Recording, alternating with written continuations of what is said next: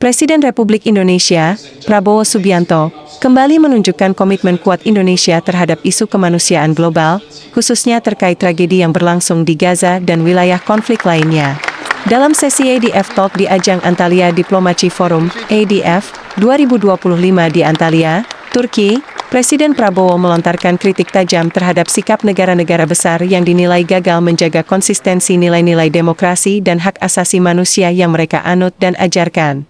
Situasi di Gaza mengajarkan pada dunia bahwa banyak negara adidaya yang selama ini menganut cita-cita luhur, kini di mata banyak orang di belahan bumi selatan, telah gagal, ujar Presiden Prabowo di hadapan para pemimpin dan diplomat dunia, Jumat, 11/4. Presiden menyoroti inkonsistensi negara-negara barat yang kerap datang ke negara berkembang untuk mempromosikan nilai demokrasi dan HAM, namun bersikap pasif saat menyaksikan pelanggaran hak asasi manusia yang terjadi secara terang-terangan.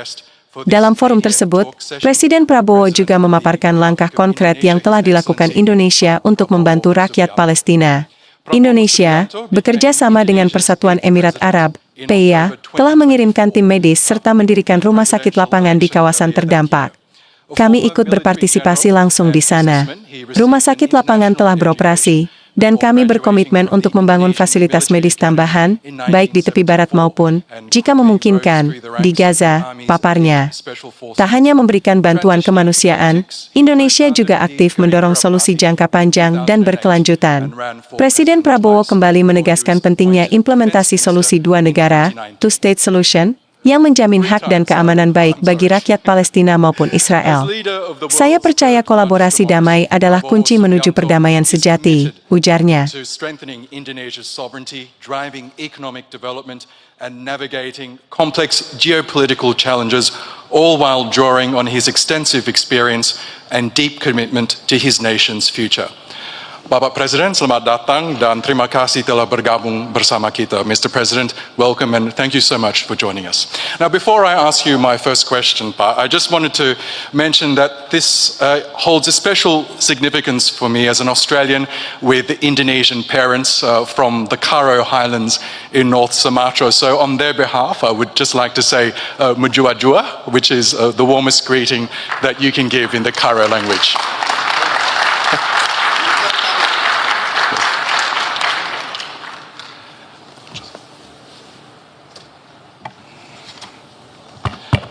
Now, Mr. President, as you know, this year's ADF is held under the theme Reclaiming Diplomacy in a Fragmented World.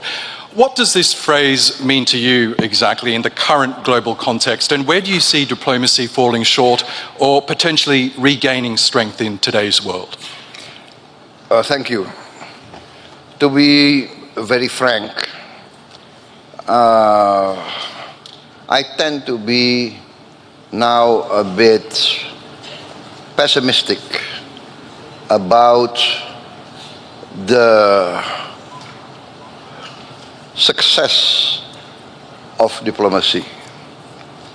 But I realize that we cannot give up on diplomacy. Why do I say I'm pessimistic? Because what we see now in the reality, the real world, what we are witnessing now is actually the carrying out of the age-old adagium, the age-old, let us say, philosophy of Thucydides, the ancient Greek historian, who said that the strong will do what they can, and the weak will suffer what they must suffer. So this adagium is being played out in front of our eyes. What is happening is might becomes right. Who has the strength? Who has the capacity? Tend to do what they can do. And this is very, very distressing, very sad for the rules-based system that has been created after the Second World War by the Western powers themselves. So this, for us, in the global South, in the aspiring countries that look up to the West, to be very frank, that want to create a democracy like the West. We believed in the lessons of the West. We believed in trias politica. We believed in freedom of expression, freedom of speech. As I said, no, I want to really correct myself, you know. Actually, I ran for president 4 times. I lost 3 times. So what I'm saying is, I believe in democracy. I was a soldier. I was a general. At one time, I commanded the strongest military force in Indonesia. And then I was told to step down. In more direct language, I was fired. But I swore an oath to uphold the Constitution. And the Constitution says very clearly that the President has the supreme power over the armed forces. So when my President asked me to step down, I did not hesitate. I said, yes, sir. So what I'm saying is we believed in democracy, we believed in human rights, we believed in the rules-based order, but now, all of a sudden, we see before our eyes, let us say, what President Erdogan mentioned, innocent children, innocent women, unarmed men being massacred in front of the eyes of the whole world. So, sorry. Sorry.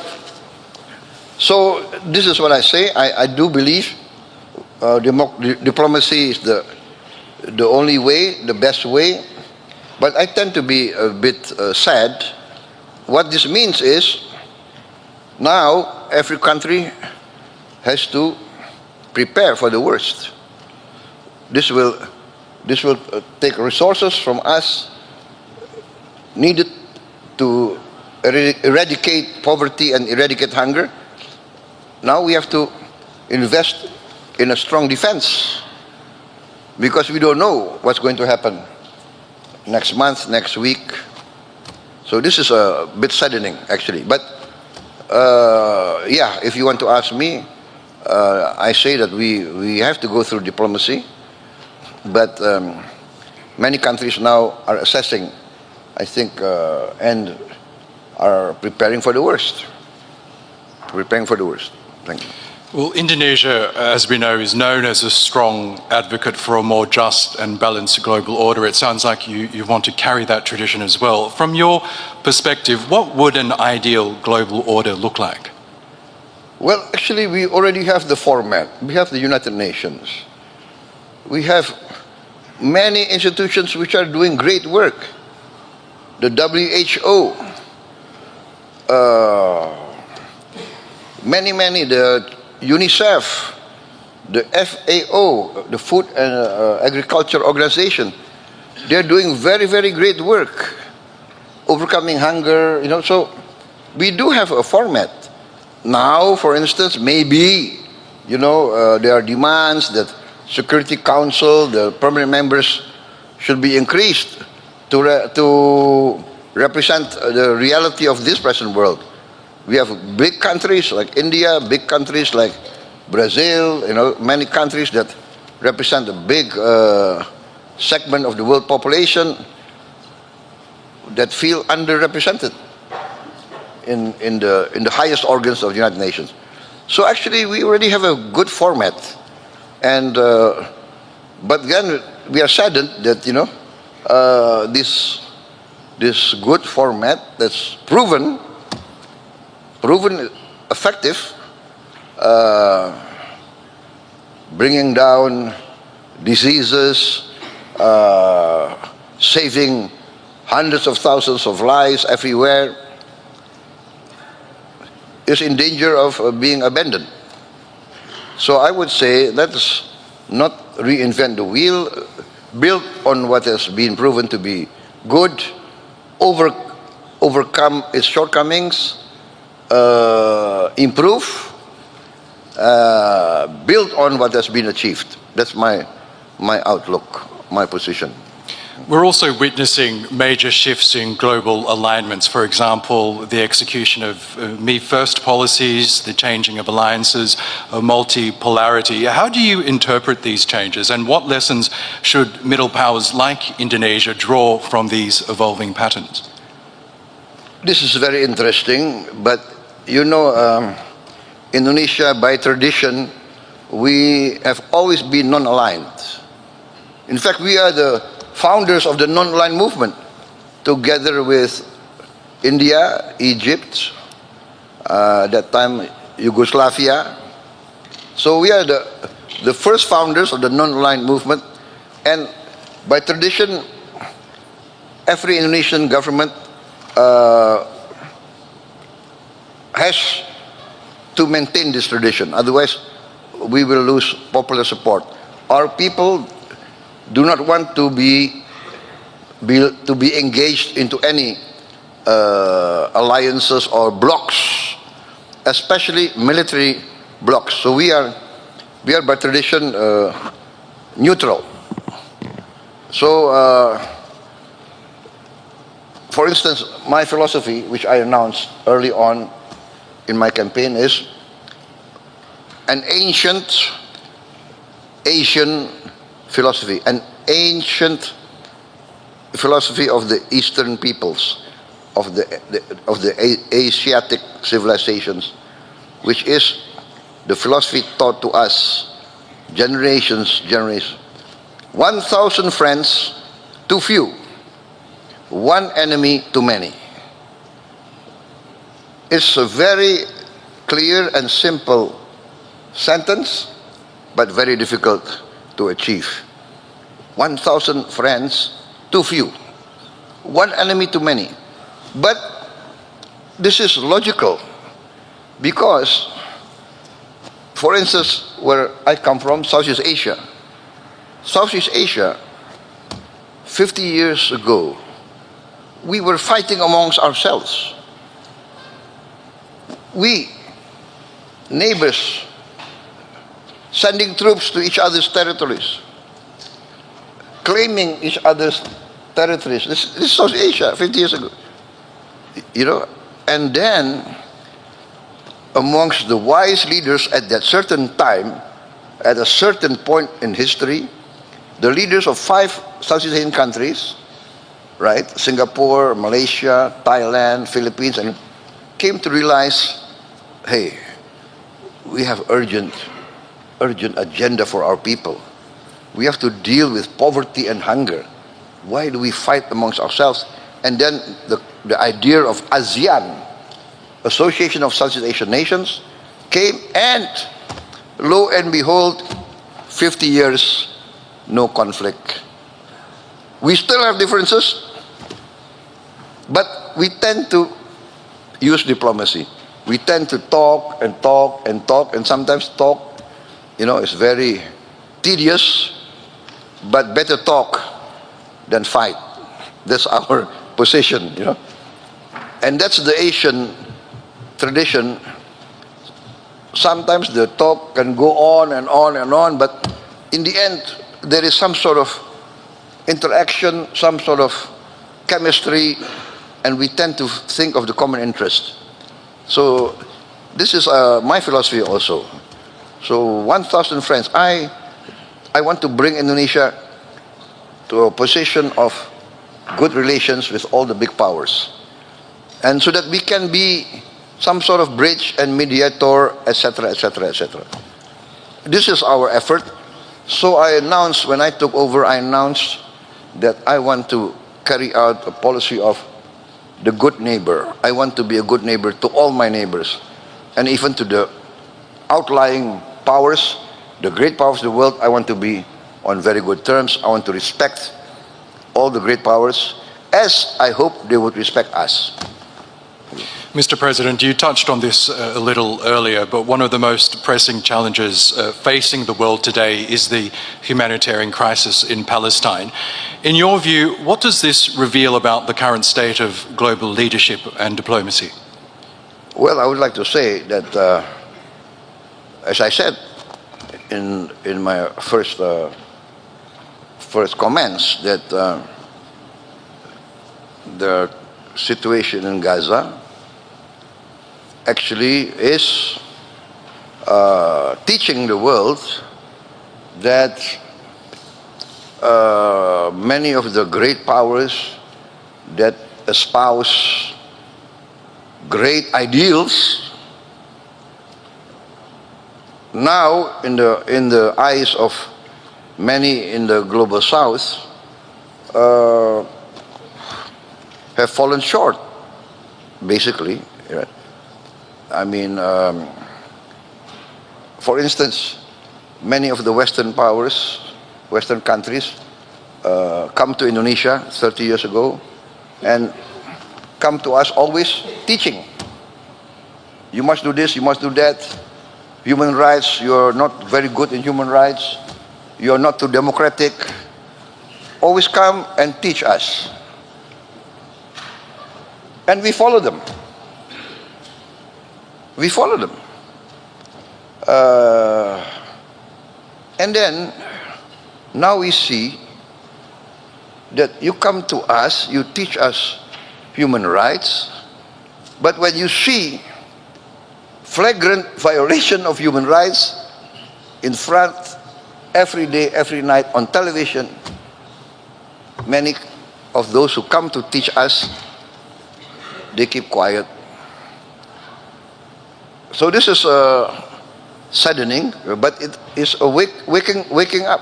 It makes us wake up. Oh, so that's it.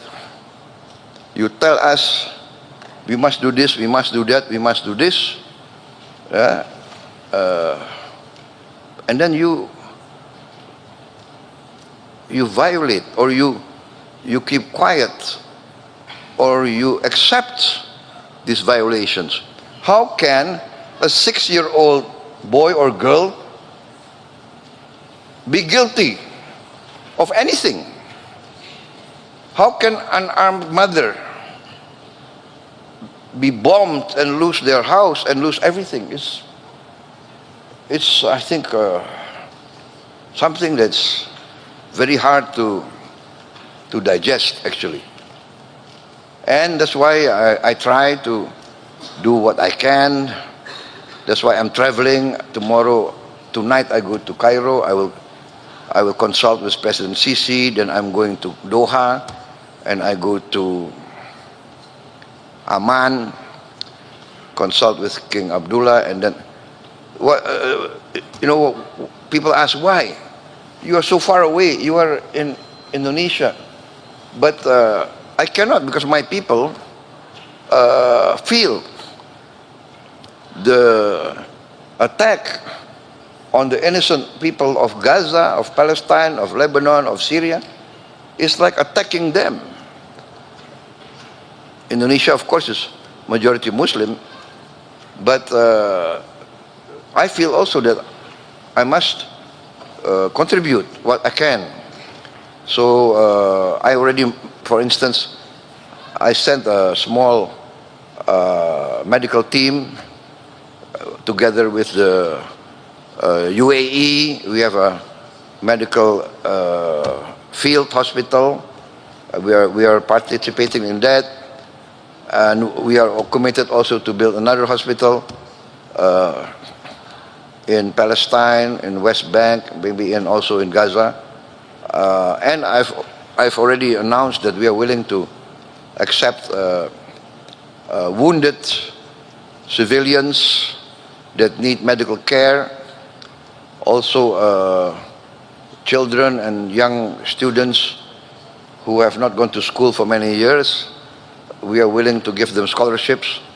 And we already have some Palestinian students already, but not enough, but we are willing to increase that. And of course, after they complete their education and they complete their medical treatment, I mean, they must return to their homeland. So Indonesia, we are trying to convince everybody that the only real solution, a permanent solution, will come only by a two-state solution with an independent Palestine. But I also said that at that time we must also satisfy the concerns of the Israelis. They also must be guaranteed their right for security, their right of existence. And so I think in the end there should be peaceful collaboration. I think that is the key to a real peace. Yes, and we know that your continued support of the Indonesian hospital in Gaza has been key to providing life-saving medical services in the enclave. Now, if I could turn to the Indo-Pacific region, we know the region is increasingly becoming a stage for great power rivalry, a potential flashpoint. As a leading voice in ASEAN, the Association of Southeast Asian Nations, how does Indonesia plan to manage these tensions while also working with ASEAN to keep the region peaceful and stable? Yes, you know, as many times in many different fora, in many different instances, I've said that our only way is engagement. Engagement and mutual respect. So, in the end, I always propose collaboration. We have sometimes conflicting territorial claims. This is natural because we have been subjugated to many centuries of foreign domination, of colonialism, of imperialism.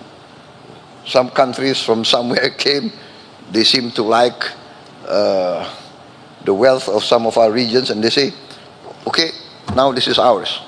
And they put up their flag. You see, so after a long period of struggle against colonialization and imperialism, most of the countries in our region achieved independence. But still the leftover of those centuries, you know, boundaries which are not clear, etc., etc., they are now the heritage given to us that we have to clear up all this mess. So we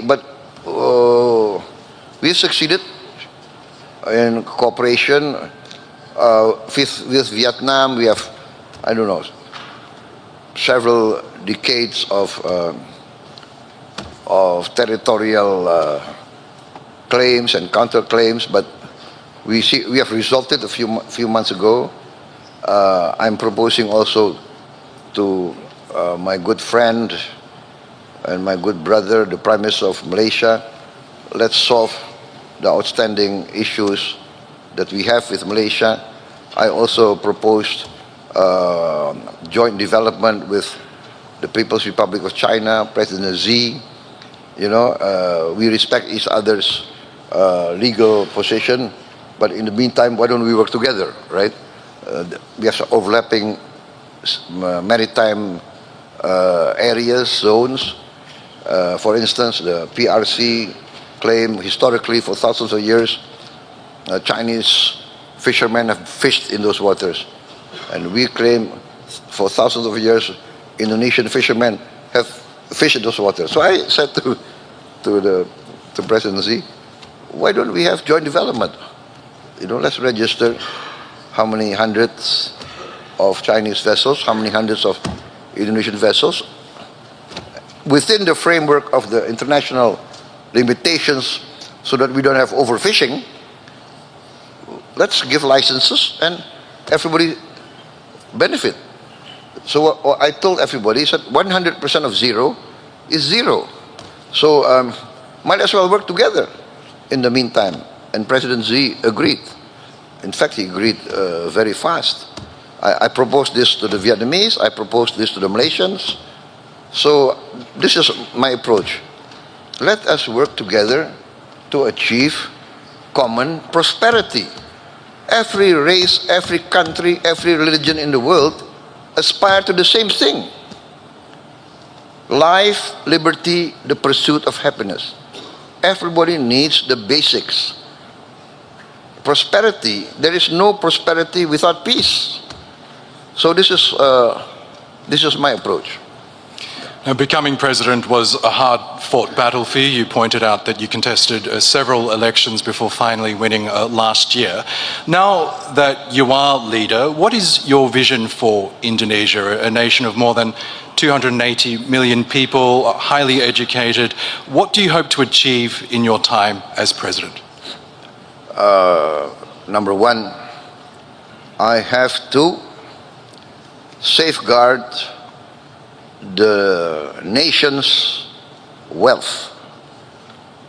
Our natural resources, our wealth must be safeguarded to protect it and to make it useful for future generations. That's at most, because without the resources, then it's very difficult to achieve prosperity. Number two, we must have wise, correct, and common sense policies. That is the duty of every government, in my opinion. After being an amateur historian, I studied the history of many civilizations. The key to every country's well-being and independence is the ability of every country to guarantee food for its people, food security. And I think this is also the realization of the United Nations. The United Nations several years ago said that the future global crisis will be three. What they say, the FEW, food, energy, and water. So likewise, in Indonesia, I have to guarantee food for my people. Number two, I have to guarantee energy for my people. And then water. Alhamdulillah, thank God, Indonesia, we have abundance of water. We have the other way around. Sometimes we have too much water, and then there's flooding, you see? And that's I would say that's our challenge, right? Like, we must manage our water, that it becomes useful. It doesn't become a natural disaster. And this is also a matter of education, matter of good governance. So that, and then of course, prosperity can only be achieved by the grasp of science and technology. Science and technology will enable us to industrialize. And so education, investment in science, technology, and in education is very important. In our budget, the number one, the highest item in our budget is education. I think it's the highest in the history of Indonesia. And then also I have rolled out a free meal for every children and every pregnant mother of Indonesia. So this is a massive program, very ambitious, but we are getting there. Sorry. At the end of 2025, we will provide meals for 82.9 million mouths by November 2025. So this is our program. We have to. I'm very determined to bring down poverty, especially extreme poverty, and I want to eradicate hunger. Nobody must go hungry in a nation that is a member of the G20. Thank you. And finally, Mr. President, this year marks 75 years of Indonesia-Turkiye diplomatic relations. Both nations share a deep historical bond and strategic partnership. As we look ahead to 2050, which will mark the centenary of this partnership, how do you see that bilateral relationship evolving, especially in addressing shared global challenges? I'm very optimistic in this case. I'm very bullish in the sense that Turkey has a special place in Indonesia, the Indonesian people. You know, Indonesia being majority Muslim, the Ottoman Empire being at that time accepted as the leader of the Islamic community. Relations go through many centuries. Many parts of Indonesia feel the influence of the Ottomans. Many cases we were attacked by foreign powers. The Ottomans came to the assistance of our sultans. So there's this emotional bond. And I think even now, President Erdogan told us that there are Indonesian tourists coming to Turkey, I think in the figure of 200,000 every year. 200,000 Indonesians will visit Turkey. Usually after they go on the Umrah, then they will come to Turkey. And we have 50,000 Turkish citizens coming to Indonesia every year. Can you imagine? We are very far, but this is the close bond. And we are working very good in many fields. So I'm very bullish, I'm very optimistic.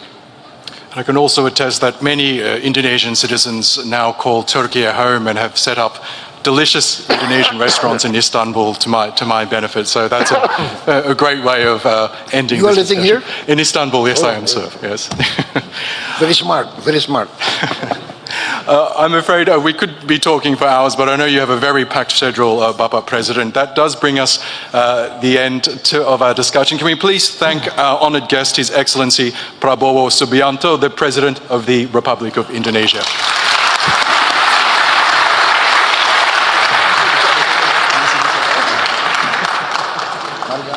Harus suruh Pak.